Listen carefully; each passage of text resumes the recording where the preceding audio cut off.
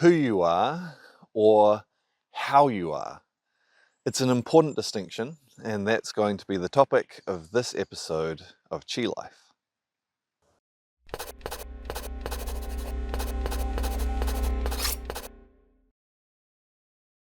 I've been working with a group of students lately going through and learning a series of different Qigong practices. And naturally, as we work with the different practices, we have some interesting experiences sometimes, which leads to some interesting questions and some interesting conversations. So the topic of this vlog comes from one of those conversations that we've had as we've been going through this course recently. And that is the distinction between who we are and how we are, and why that's an important distinction to make. So to begin with, I'm going to talk about this in general terms, how you might observe this within yourself and why that's a useful thing to observe. And then also, you probably see it in other people who you interact with as well. And then towards the end of the vlog, I'll talk about how that actually connects to the Qigong practices that we've been working with on this course. I'll talk about it as it relates to three different levels or layers. So the first one is patterns of behavior. Have you ever had a pattern of behavior that's just so ingrained that you just think, well, you just have to do that. That's just who you are? Or again, certainly I've had lots of interactions with people, and one just recently where, they actually said very specifically, it's like, I can't not do this because that's who I am.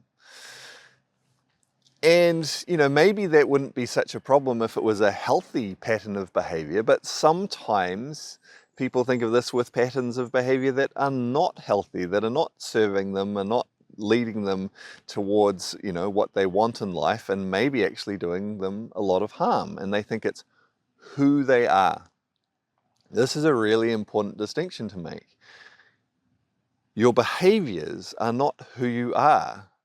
They are patterns, and they might be quite deeply ingrained habits.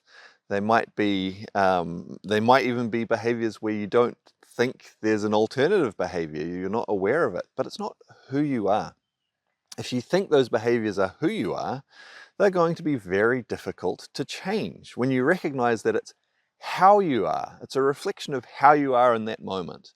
What you know, what you understand, maybe different things of how you're feeling are leading to you to have this pattern of behavior. It's much easier to then recognize, I can change that. I can make choices. I can learn more. I can create better habits to have a different pattern of behavior that will serve you better, maybe lead to greater health, greater peace of mind, more productivity, which in many ways will allow you to express who you are more fully. And so, important distinction. Your behavior is not who you are. It's a reflection of how you are at that moment. Changing those behaviors is not somehow going to undermine who you are or change who you are. In fact, it may allow you to express who you are more fully. Okay, so one level, behavior. Another level is physical condition, including illnesses. Sometimes when people have illnesses, injuries, patterns of mobility, again, the effects of these can become so deeply embedded within the psyche, within the consciousness, that they can start to, often not consciously, start to think of these as who they are. They are a person with whatever disease it is. Having a certain physical limitation that's just who they are. Again, if you really think that's who you are, that's part of your identity, it becomes, it acts as a barrier to changing that. You might actually start some type of treatment or something that improves your health and actually start to change that pattern. But because deeply inside you think of that pattern, that illness, whatever it is, as part of who you are, again, this often isn't a conscious thing. It's often at a subconscious level. there will be a fear about changing that, a reluctance to change that pattern. And so a tendency, so even when change starts to occur, to then fall back into that same pattern of disease, of injury, of limitation, whatever it is, because it feels like it's a threat to who you are, to your identity. Hard to make changes if that's the case. Excuse me. So again, really important to be able to make this distinction of who you are as being something deeper, with a deeper essence to it than your physical condition, any injuries, any illnesses that you may have. And when you recognize that, it becomes much easier then to start to make changes and actually allow changes to complete their process and to fully change, rather than holding on to them and falling back into them. And this is, I think, a really important and powerful thing to understand for people who have long-term chronic illnesses of any type, to recognize, hey, that's not necessarily who they are. That's just how they are right now. And that can then empower you to make changes that will allow actually your true self of who you are to come out more strongly, more vibrantly. So, patterns of behavior, physical condition. Then the third level I'll talk about is something deeper, maybe a little bit harder to describe, but aspects of things that we might even think of as parts of our personality, some of our attitudes, some of our beliefs, some of our perspectives on the world, some of the character of the energy that we carry or bring. These are often deeper than just behavior or physical condition. And we really can think that this is who we are. Often that's not the case either. That's another level of just actually how you are. But if you think it's who you are, again, it's going to be very hard to change those perspectives, to change that energy that you carry, if you think that's your identity, because changing that threatens, the essence of yourself. And so being able to make a distinction of who you are versus how you are, recognizing that many of these things are not your essence.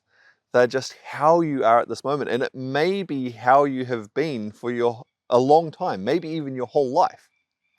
Doesn't mean that is the essence of who you are. When you recognize that, you open the possibility of changing that and opening new possibilities for yourself. Again, to allow your true essence, your true self to come through more strongly, more vibrantly. All right.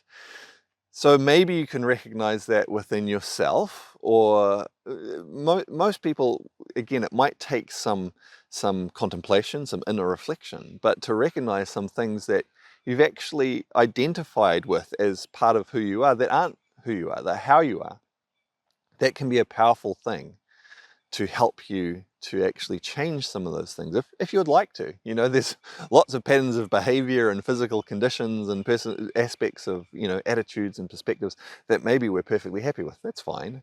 But there might be things that we're not happy with. And if we can recognize that it's not who we are, that opens up the perspective, the possibility of changing them. So how does this relate to the Qigong practices that I've been working with on this course with this group? Well, the specific practices we've been working with are a series that go through and work with Wuji, Taiji, and Wuxing. So Wuji is the formless, the primordial, Taiji is yin and yang, and then Wuxing, it's the 5 elements. The starting point is Wuji. It's quite a deep philosophical concept. It's setting things back to their original state. You can think of it a little bit like the Big Bang. It's before there was anything else, going back to that very, very starting point. So it's before even Taiji, before even yin and yang, there was just one primordial whole. On a practical level, it's about returning to our original nature. And that can be at different levels. On a very simple level, it can be, maybe just in the course of the day, you've got a little bit out of balance, you've been a bit stressed about things, upset about things, and the Wuji practices can help you to release any of those patterns and go back to your original balance. If you go deeper into the practices, it can be about resetting deeper patterns that maybe you've accumulated. Maybe things over the last months or year where some things have got out of balance, and again, resetting, returning back to your original state. It can go much deeper than that too if you go deep into the practices. It can go right back to things from your childhood, or even patterns that you were born with. And this is where it gets really, really interesting. Because essentially, while you've been alive, that's all you've known. And so you can really think, well, yeah, that is who I am because that's all I've known. But some of the patterns that we have aren't necessarily our essence, our nature. The things that we've inherited from our parents, maybe from our grandparents, that have been passed down. But there's an essence of who we are that's deeper than that. And it can be quite interesting as if you go deep enough into these Wuji practices, as some of these start to shift. Because again, it's all you've known your whole life. You've never known anything different. And to recognize, hey, that pattern, that's not actually the essence of who I am. It's just something that I inherited. That can change, that can shift, and I can find a deeper essence of who I am, a healthier, a freer, a clearer essence. So, you know, different people have different experiences working with these practices. And again, it can be at a much more superficial level, or, you know, more moderate, or, you know, sometimes going really deep. But it can be a powerful and interesting thing to experience. So I hope that's been interesting for you. I hope it's maybe some food for thought to recognize this distinction between who you are and how you are, and recognize that the who you are doesn't necessarily need to hold on to some of these things that are how you are in the moment. When you have that perspective, it becomes much easier to release them and to move forward in healthier ways. If you've liked the vlog, if you've enjoyed it, please like, comment, subscribe, share. That helps more people to find out about this. You might have some friends who might find this concept interesting as well. You might want to tell them about the vlog directly so that they can have a listen as well. I've got some more interesting topics coming up as well, coming out of other things that people have talked about sometimes on the course that I'm running at the moment. We always have some interesting conversations, and of course a lot of those just stay within the course, but sometimes some of them I think are quite useful to share as well. All right, I look forward to seeing you on the next one soon.